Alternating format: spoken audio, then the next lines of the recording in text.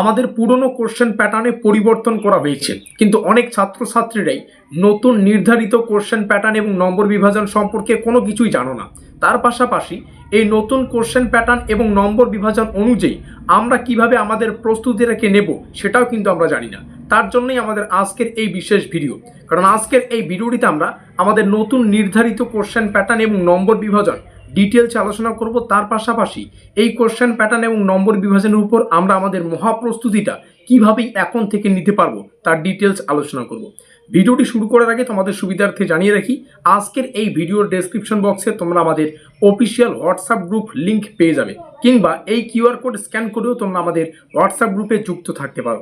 WhatsApp গ্রুপে যুক্ত থাকলে কি হবে, সেমিস্টারের শুরু থেকে পরীক্ষা পর্যন্ত যত আপডেট, প্রত্যেকটা আপডেট সর্বপ্রথমে পেয়ে যাবে। তো শুরু করছি আমাদের আজকের এই নতুন নির্ধারিত কোশ্চেন প্যাটার্ন অনুযায়ী মহাপ্রস্তুতি ক্লাসটি।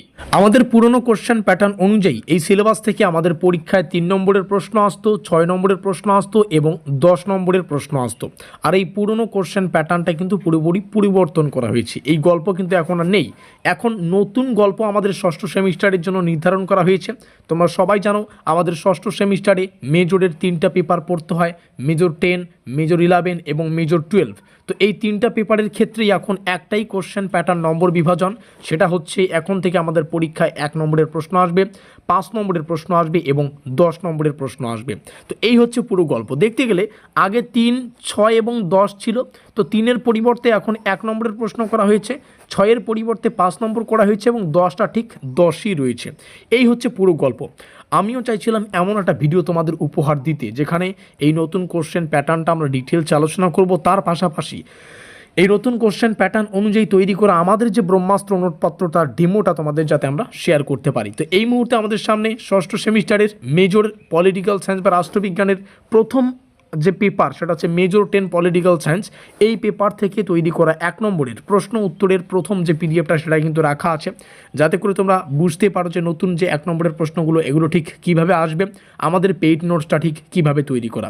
তো দেখতে গেলে আমরা মেজর 10, মেজর 11 এবং মেজর 12 অর্থাৎ পুরো ষষ্ঠ সেমিস্টারের মেজর প্যাকেজের প্রত্যেকটা সিলেবাসকে ডিটেলসে অ্যানালাইজ করে আমাদের নতুন যে কোশ্চেন প্যাটার্ন 1, 5, 10 এই কোশ্চেন প্যাটার্নটাকে ভাবনা চিন্তা রেখে আমাদের বিগত বছরের ট্রেন্ড ফলো করে এবছর কোন কোন কোশ্চেনগুলো আসতে পারে এগুলো পরীক্ষা নিরীক্ষা করে 1450 টাকার বিনিময়ে একটা ব্রহ্মাস্ত্র পেইড নোটসের সুব্যবস্থা করেছি। তোমরা সবাই জানো বিগত 5 বছর থেকে আমরা কোচবিহার পঞ্চানন বর্মা ইউনিভার্সিটির আন্ডারে যে কলেজগুলো, প্রত্যেকটা কলেজের নোটপত্র প্রদান করে আসছি এবং বিগত বছরগুলিতে আমাদের নোটপত্র থেকে পরীক্ষায় ছাত্রছাত্রীর প্রশ্নাবলীকে কিন্তু হুবহু কমন পেয়েছে। সেটা কিন্তু তোমরা আমাদের পুরনো ক্লাসগুলো করলেই দেখতে পারবে। তো সেই বিশ্বাস, সেই অভিজ্ঞতা রেখে আমরা কিন্তু বিভিন্ন পরীক্ষা নিরীক্ষা করে এবারের এই মেজরের পুরো ষষ্ঠ সেমিস্টারের প্যাকেজ অর্থাৎ মেজর 10, 11, 12 এই 3টা পেপারের নতুন কোশ্চেন প্যাটার্ন অনুযায়ী কিন্তু নোটপত্রটা তৈরি করেছি। অবশ্যই আমরা 1 নম্বরের প্রশ্ন উত্তরের পিডিএফ ফাইলটা তোমাদের সামনে যেহেতু রেখেছি, 2-1টা কোশ্চেন ডেমো আকারে তোমাদের শেয়ার করব।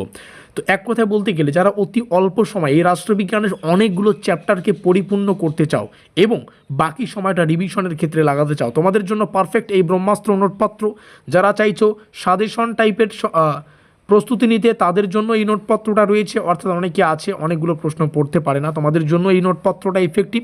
এবং যারা কনসেপচুয়াল পড়তে চাও তোমাদের জন্যও কিন্তু এই নোটপত্রটা ইফেক্টিভ, কারণ আমরা এই নোটপত্রটা একদিকে যেমন কনসেপচুয়াল ক্লিয়ার করেছি, তার পাশাপাশি সাজেশন টাইপেরও কিন্তু রেখেছি। তো উভয় ধরনের ছাত্রছাত্রীর ক্ষেত্রে এই নোটপত্রটা হতে চলেছে একটা ইফেক্টিভ বা 100% ইফেক্টিভ নোটপত্র। তো এই হচ্ছে পুরো গল্প।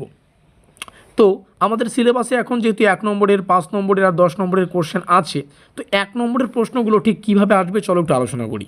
1 নম্বরের প্রশ্নগুলো কোথাও কিন্তু লেখা নেই যে 1 নম্বরের প্রশ্নগুলো এমসিকিউ আসবে নাকি এসএকিউ মানে এক কথায় উত্তর দাও টাইপের আসবে নাকি অন্যভাবে আসতে পারে। অনেকে বলছে 1 নম্বরের প্রশ্নগুলো আমাদের এমসিকিউ হবে। তো দেখো সেরকম তো কোনো আপডেট আসেনি যে 1 নম্বরের প্রশ্নগুলো এমসিকিউ হবে, তবে আমাদের বেশ কিছু প্যাটার্ন ফলো করে আমাদের প্র্যাকটিসটা করতে হবে। 1 নম্বরের প্রশ্নগুলো একদিকে যেমন এমসিকিউ টাইপ আসতে পারে, অন্যদিকে এসএকিউ টাইপ আসতে পারে, আবার অন্যদিকে ট্রু ফলস যে প্যাটার্ন সেভাবেও আসতে পারে, অথবা আমাদের যে শূন্য স্থান পূরণ করো, এইভাবে 3-4 টাইপের কিন্তু আমাদের 1 নম্বরের প্রশ্নগুলো আসবে। তো এতগুলো আমরা পড়তে পারবো না, যতটুকু সময় থাকে এই সময়ের মধ্যে এতগুলো যদি আমরা পড়ি তাহলে তো আমাদের পুরো সিলেবাস ক্লিয়ার করতে পুরোপুরি 1 থেকে 1.5 বছর সময় লাগবে, কারণ মেজরের 3টা পেপার রয়েছে। এই বিষয়টা মাথায় রেখে তোমরা প্র্যাকটিস করবে। যেমনটা বললাম, এখানে তোমরা 1450 টাকার বিনিময়ে পুরো নোটপত্র পেয়ে যাচ্ছ, যেটা পুরো ষষ্ঠ সেমিস্টারের মেজর প্যাকেজ, মেজর 10, 11, 12। অন্য জায়গায় টিউশনে গেলে হয়তো 2 থেকে 2,500 টাকা পার মান্থ পার পেপার, মানে মেজর 10-এর ক্ষেত্রেই শুধুমাত্র 2 থেকে 2,500 টাকা মাসে তোমাদের পে করতে হচ্ছে। এখানে সেরকম গল্প নেই, এখানে 1450 টাকায় পুরো মেজর প্যাকেজ পেয়ে যাবে, নতুন কোশ্চেন প্যাটার্ন অনুযায়ী তৈরি করা নোটপত্র পেয়ে যাবে। তো প্রাইসটা একদম লোয়েস্টও নয় আবার হাইও নয়, এটা মডারেট প্রাইস, সবাই যাতে নিতে পারে এবং ভালো করে প্রস্তুতিটা নিতে পারে। তো এই হচ্ছে পুরো গল্প। তো 1 নম্বরের প্রশ্নগুলো কত টাইপের হতে পারে সেটা তোমাদের সামনে শেয়ার করলাম, এবং এটাও বললাম যে এতগুলো টাইপ আমরা পড়বো না, আমরা একটাই পড়বো, সেটা হচ্ছে কনসেপচুয়াল। আমরা 1 নম্বরের প্রশ্নগুলো যদি কনসেপচুয়াল পড়ি, তাহলে পরীক্ষায় যেমনভাবেই উত্তর মানে প্রশ্নগুলো আসুক না কেন, আমরা উত্তর লিখে দিয়ে আসতে পারবো। তো চলো ইউনিট 1 থেকে 2-1টা কোশ্চেন ডেমো আকারে তোমাদের দেখিয়ে দিই। নারী ভোটাধিকারের আন্দোলন বলতে কি বোঝায়? What is meant by women suffrage movement? তোমরা এখানে একটা বিষয় দেখতে পাচ্ছ, প্রত্যেকটা কোশ্চেন ইংলিশ এবং বাংলা দুটো ভাষায় রয়েছে।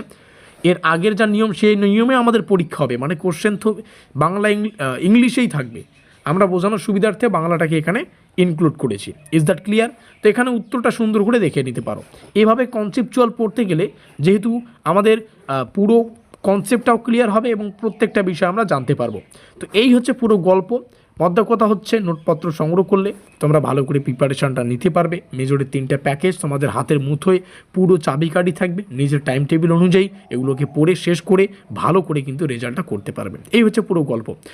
কোশ্চেন প্যাটার্নে একটু ডেপথে যদি প্রবেশ করি, 1 নম্বরের, 5 নম্বরের এবং 10 নম্বরের প্রশ্ন আসবে। তো 1-এর প্রশ্ন আসবে আমাদের 17টা, তার মধ্যে থেকে 15টা প্রশ্নের উত্তর করতে হবে। তাহলে 1 নম্বরের জন্য 15 প্রশ্নের উত্তর করার জন্য 15 নম্বর পাচ্ছি। 5 নম্বরের প্রশ্ন আসবে 6টা, উত্তর করবো আমরা 4টার, তাহলে এখান থেকে 20 নম্বর। এবং 10 নম্বরের প্রশ্ন আসবে 6টা, উত্তর করতে হবে 4টার, এখান থেকে 40 নম্বর। তাহলে এখানে 40, এখানে 20, এখানে 15, 75 মার্কস। আর চ্যাপ্টার কিন্তু অনেকগুলো। আমাদের এই রাষ্ট্রবিজ্ঞানের সিলেবাসগুলো এত বড় বড় অধ্যায় হয় যে মানে পড়তে গিয়ে আমরা অবাক হয়ে যাই যে কোন চ্যাপ্টার আগে পড়বো, শুরু থেকে পড়া শুরু করলে শেষ করতে পারবো কি না।